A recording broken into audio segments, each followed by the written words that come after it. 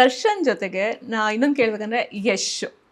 So ನೀವಿಬ್ರು ನಾವು ಪ್ರೀತಿಲಿದ ಮೇಲೆ ಹೆಂಗೆ ಕಿತ್ತಾಡ್ಕೊಳ್ತಾ ಇದ್ವಿ ಅಂತ ನೋಡಿದ್ವಿ.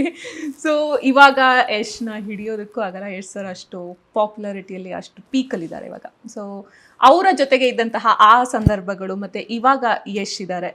ಸೊ ನೀವು ಇವಾಗಿಂದಕ್ಕೂ ಅವಾಗಿದ್ದಕ್ಕೂ ಸಾಮ್ಯತೆ ಮಾಡ್ತಾ ಹೋದರೆ ಏನಾದರೂ ಚೇಂಜಸ್ ಯಶಲ್ಲಿ ಕಾಣಿಸುತ್ತಾ? ನೀವು ಅವ್ರ ಜೊತೆ ಮಾತಾಡೋದು ಮತ್ತು ಮಾತುಕತೆ ಏನಾದರೂ ಇದೆಯಾ ಇವಾಗ ಹೇಗೆ ಅಂತ?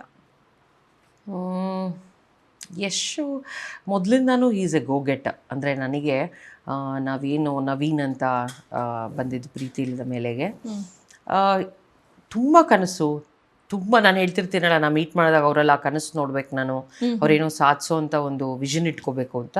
ಫಸ್ಟ್ ಡೇಯಿಂದನೂ ಯಶಲ್ಲಿ ಆ ಥರದ ವಿಷನ್ ಇತ್ತು, ಏನೋ ಸಾಧಿಸ್ಬೇಕು, ಏನೋ ಬೇರೆ ಮಾಡಬೇಕು ಅಂತ.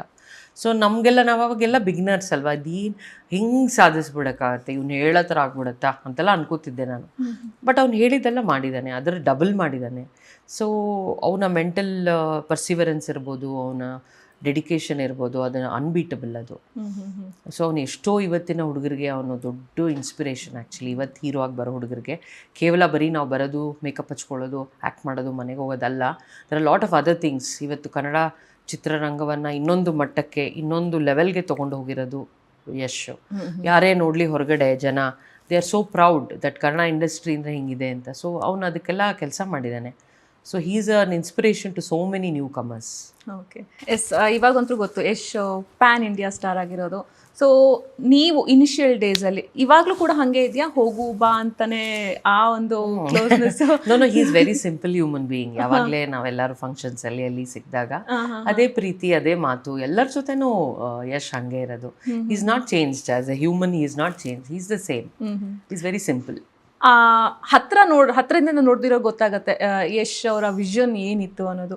ಸೊ ನೀವು ಹೇಳಿದ್ರಿ ಇವರೆಲ್ಲ ಈ ಥರ ಮಾಡ್ತಾ ಇದ್ದಾರೆ, ನಿಮಗೆ ಅನ್ಸಿತ್ತಾ ಓಕೆ ಯಶ್ ಹೀಗೆ ಹೇಳ್ತಾ ಇದ್ದಾರೆ ಅಂತಂದ್ರೆ ಅದನ್ನ ಮಾಡ್ತಾರೆ? ಇಲ್ಲ, ಖಂಡಿತ. ನನಗೆ ಎಷ್ಟು ಇನಿಷಿಯಲ್ ಡೇಸಲ್ಲಿ ಅದನ್ನ ಮಾತಾಡ್ತಿದ್ದಿದ್ದು ಅಂದ್ರೆ ಹೆಂಗಾಗತ್ತೆ, ನೀನೇನೋ ಅನ್ಕೋತಾ ಇದ್ದಾನೆ ಅಂತ, ಅದ್ರ ಬಗ್ಗೆ ಅಂತ ಗಮನ ಬರ್ತಿರ್ಲಿಲ್ಲ ನಂಗೆ. ಬಟ್ ಇಷ್ಟೊಂದು ವಿಷನ್ ಇಟ್ಕೊಂಡಿದ್ದಾನಲ್ಲ ಅಂತ ಅನ್ಸೋದು. ಬಟ್ ಅದು ಸ್ಟೆಪ್ ಬೈ ಸ್ಟೆಪ್ ಆಗ್ತಾ ಹೋದಾಗ ತುಂಬ ಖುಷಿ ಆಯ್ತು ನಂಗೆ. It was like a magic. ಅಂದರೆ ಅಯ್ಯೋ ಅನ್ಕೊಂಡಿದ್ದೆಲ್ಲ ಮಾಡ್ತಾ ಇದ್ದಾನಲ್ಲ, ಸೋ ನೈಸ್ ಅಂತ.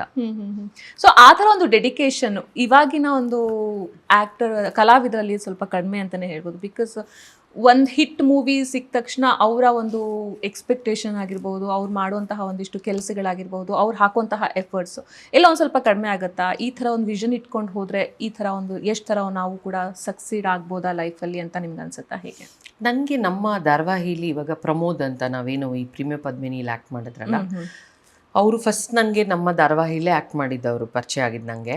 ಅವರಲ್ಲಿ ನಾನು ಮೊದಲಿಂದನೂ ಆ ಡೆಡಿಕೇಶನ್ ನೋಡ್ಕೊಂಡು ಬಂದಿದ್ದೀನಿ. ಅಂದರೆ ಧಾರಾವಾಹಿ ಮಾಡೋವಾಗಲೇ ಈ ವಾಸ್ ಟೆಲಿಂಗ್ ಮೀ, ನಾನು ಧಾರಾವಾಹಿಗಳಲ್ಲಿ ಹೀರೋ ಆಗಿಬಿಟ್ರೆ ಸಿನಿಮಾಲಿ ಜನ ನನ್ನ ಗುರ್ತಿಸಲ್ಲ, ಇವ್ರು ಧಾರಾವಾಹಿಯವರು ಅಂದ್ಬಿಡ್ತಾರೆ, ಸೊ ನಾನು ಹೀರೋ ಆಗಿ ಮಾಡಬಾರ್ದು, ಯಾವುದೋ ಒಂದು ಸಪೋರ್ಟಿಂಗ್ ಆ್ಯಕ್ಟ್ರೇ ಮಾಡಿಕೊಂಡು ಸಿನಿಮಾಗೆ ಹೋಗ್ಬೇಕು, ಈ ಥರ ಎಲ್ಲ ಪ್ಲ್ಯಾನಿಂಗ್ ಮೊದಲೇ.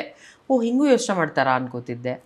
ಅದಾದಮೇಲೆ ಆ ಸಿನಿಮಾನ ಮಾಡ್ತಾ ಅವರಲ್ಲಿ ಆಗ್ತಾ ಇರೋ ಬದಲಾವಣೆಗಳು, ಅವರಲ್ಲಿ ಕಲಿಕೆಗಳು ನೋಡ್ತಾ ಇದ್ರೆ good, I feel very proud of him. ನಾವು ಪ್ರೀಮಿಯರ್ ಪದ್ಮಿನಿ ಮಾಡಿದ್ರ ಬಗ್ಗೆ ನಂಗೆ ತುಂಬ ಖುಷಿ ಇದೆ ಪ್ರಮೋದ್ ನೋಡಿದಾಗ. ಅವ್ರದ್ದು ರತ್ನನ್ ಪ್ರಪಂಚ ಇರ್ಬೋದು, ನೆಕ್ಸ್ಟ್ ಅವ್ರು ಪ್ರಶಾಂತ್ ನೀಲ್ ಸರ್ ಅವ್ರನ್ನ ಕರೆದು ಸಲಾರ್ ಮಾಡಿಸಿದಿರ್ಬೋದು.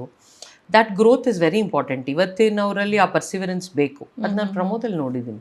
ಈ ವಿಡಿಯೋ ನಿಮಗೆ ಇಷ್ಟವಾಗಿದೆ ಅಂತ ಅಂದ್ಕೊಳ್ತೀನಿ. ಇಷ್ಟವಾಗಿದ್ರೆ ಲೈಕ್ ಮಾಡಿ, ಕಮೆಂಟ್ ಮಾಡಿ ಮತ್ತು ಶೇರ್ ಮಾಡಿ. ಹಾಗೆ ವಿಶ್ವವಾಣಿ TV ಸ್ಪೆಷಲ್ ಯೂಟ್ಯೂಬ್ ಚಾನಲ್ನ ಸಬ್ಸ್ಕ್ರೈಬ್ ಮಾಡಿ. Thank you.